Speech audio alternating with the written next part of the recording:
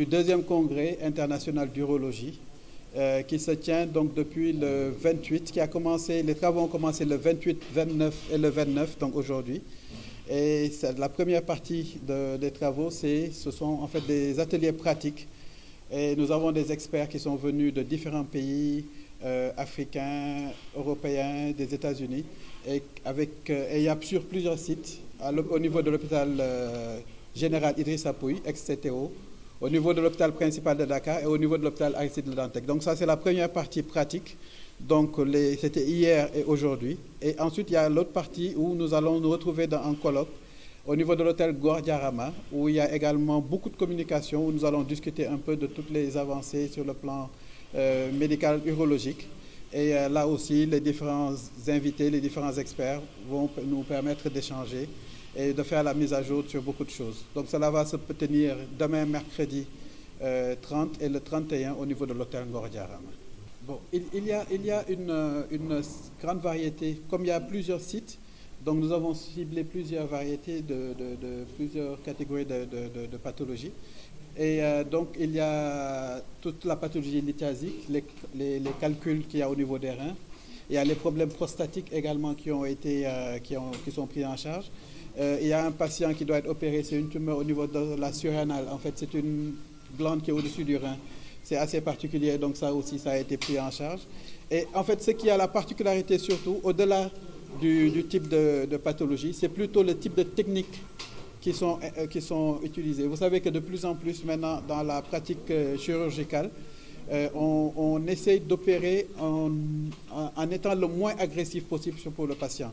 Donc, de moins en moins, on va opérer en ouvrant. On va plutôt utiliser des instruments et on va passer par les voies naturelles pour aller trouver le calcul, aller le casser là où il est, enlever les débris sans pour autant avoir incisé, mais tout en passant par les voies naturelles. Et on va également opérer la prostate sans ouvrir et c'est un bénéfice pour le patient parce qu'il va rester beaucoup moins longtemps à l'hôpital, il aura beaucoup moins de complications et donc il va se retrouver autonome beaucoup plus rapidement qu'avant.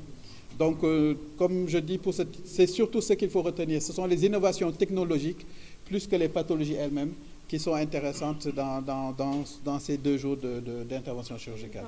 Mais on ne pourra pas dire que nous sommes sur le même top départ, en reprenant votre expression, mais l'Afrique, au jour d'aujourd'hui, en tout cas pour ce qui est de l'urologie, dans beaucoup de domaines et dans beaucoup de pays, n'a rien à envier à beaucoup de pays européens. Là, je parle sous le contrôle du professeur Redouane Rabi, qui est du Maroc, qui est un expert international. Et ce qu'il réalise dans son pays, et ce que nous-mêmes ici localement nous réalisons, c'est sur les mêmes standards que les standards européens. Et il y a parfois des patients ça ne devient plus nécessaire du tout d'aller dans certains pays pour se faire prendre en charge. Parce que ce qu'il est fait ailleurs peut tout à fait être fait dans les meilleurs centres de nos différents pays. Le Maroc, la Tunisie, le Sénégal. Donc vraiment, ce sont des choses que l'on peut tout à fait réaliser. Nous avons le matériel et nous avons la technicité pour ça. La télémédecine, tout à fait, parce que nous organisons régulièrement, surtout, ça a eu en particulier durant la période Covid, déjà avant la Covid plutôt, et même pendant, et même après. Donc nous organisons régulièrement des webinaires et donc nous avons des rencontres où nous échangeons beaucoup avec nos collègues des autres pays et même sur le plan local, il y a beaucoup d'échanges qui sont faits grâce à la télémédecine.